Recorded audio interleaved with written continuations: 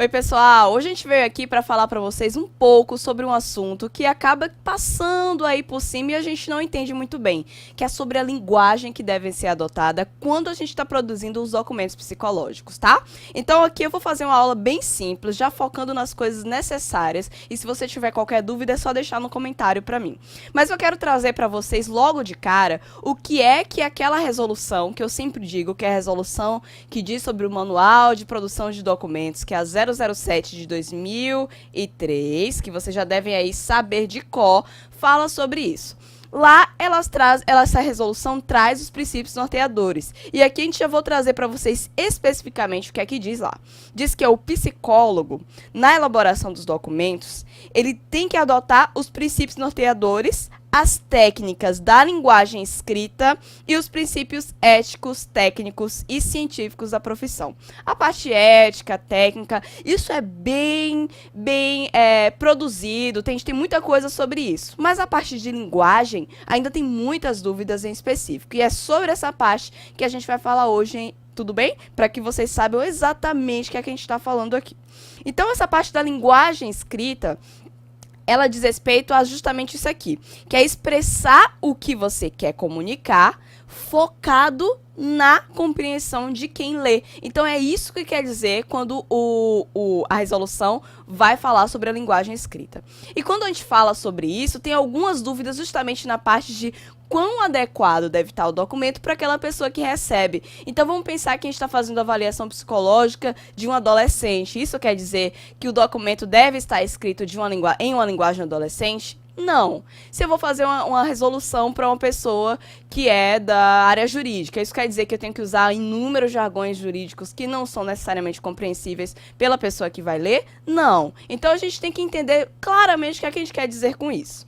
E é muito importante trazer esse ponto da linguagem, porque cada vez mais a gente tem uma necessidade de demonstrar que os nossos documentos possuem uma linguagem de qualidade e que os documentos em si tem uma qualidade atestada e padronizada, principalmente porque existem um número de consequências associadas ao uso de uma linguagem não adequada ou de um documento mal produzido. Por exemplo, uma vez que você faz um concurso público que tem uma etapa de avaliação psicológica, muita gente acaba recorrendo a essas etapas justamente porque o processo não é feito de uma forma adequada. O documento produzido ele não traz as conclusões necessárias. Então, há uma grande necessidade de atenção para como esses documentos são produzidos e a linguagem é uma parte essencial. Por isso que na resolução já traz algumas características que todo documento deve ter em relação à linguagem, que é a clareza, a concisão e a harmonia. A gente vai falar um pouco sobre essas agora, tá? Então, começando aqui com a clareza. Quando eu digo que um documento deve ser claro, eu estou falando aqui sobre uma boa estrutura frasal, eu estou falando também sobre a ordem adequada dos conteúdos e a explicação da natureza de cada parte em relação ao todo. Ou seja, todo documento ele deve ser claro no sentido de as partes estarem ligadas ao que o documento tem o objetivo de fazer. Então, se eu estou fazendo a declaração, toda a parte que foi redigida da declaração devem estar relacionadas entre si e cumprindo determinado papel dentro do parágrafo, por assim dizer. E aqui tem uma questão importante aqui, que é a ordem adequada, que eu já havia grifado para vocês. A ordem adequada pode ser modificada dependendo do documento. Alguns documentos psicológicos, como relatório, exige algumas partes específicas numa ordem específica. Isso você deve saber e já ter noção de como escrever cada parte. Em relação à concisão, que é o outro ponto aqui, a gente está falando diretamente sobre o tipo de linguagem adequada, os termos exatos e aquela ideia de que aquele documento ele deve se ater ao que é necessário e não precisa ser prolixo. A gente não precisa fazer um relatório de 80 páginas se essa não for a necessidade do cliente ou da pessoa que solicitou. Então, a gente tem que ter o cuidado de não ser prolixo, não usar uma linguagem extremamente científica que uma pessoa não conseguiria entender. Mas lembre-se que isso não quer dizer que eu vou perder a qualidade técnica da linguagem, ok? A última característica é justamente a harmonia.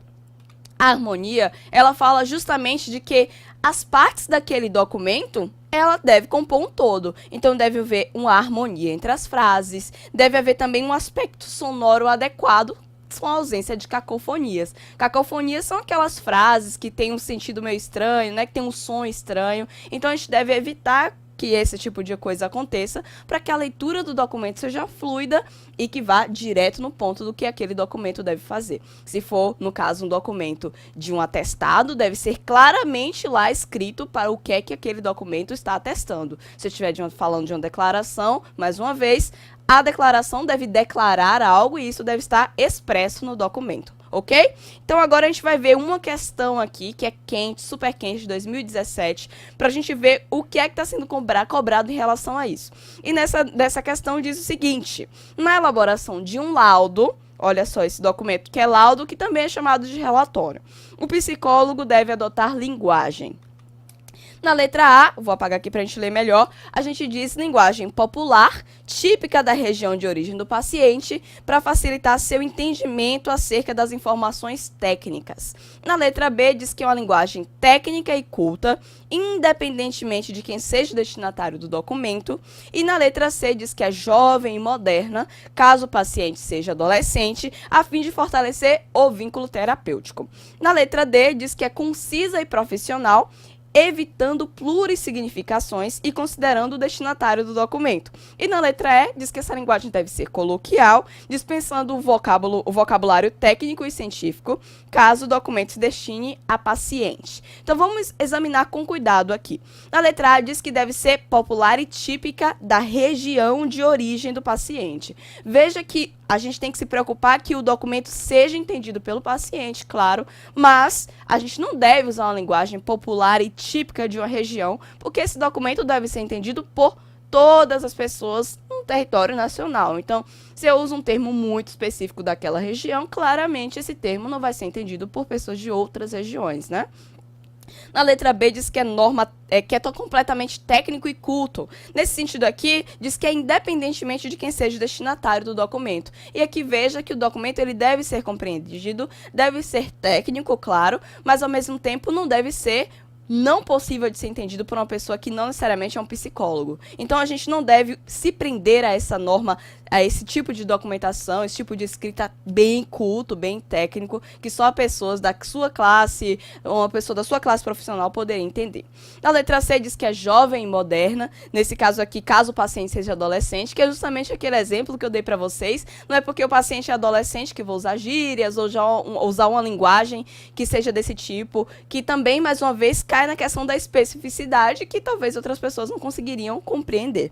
Na letra D, diz que concisa e profissional. Vou pular a letra D para a gente comentar a letra E, que diz que é coloquial. E aqui é parecido a esse ponto de vista aqui. Então, a gente tem que usar vocabulário técnico científico. O documento ele deve ser embasado, né, em tudo que a gente estudou em termos de técnica científica. Mas ele não deve ser uma linguagem exatamente coloquial. É formal, mas é simples. Logo, a gente sabe que a letra correta é a letra D, que diz que a linguagem deve ser concisa. A gente já viu que essa é uma das características importantes. E profissional. Tudo que a gente coloca no documento, ele deve ter aquele significado, ou evitando justamente essas plurissignificações, e a gente deve, com certeza, considerar o destinatário. Espero que você tenha acertado aí em casa e que agora essa questão de linguagem tenha ficado mais claro para você. Continue aqui na página e mandem perguntas para mim, eu vou adorar responder. Tchauzinho!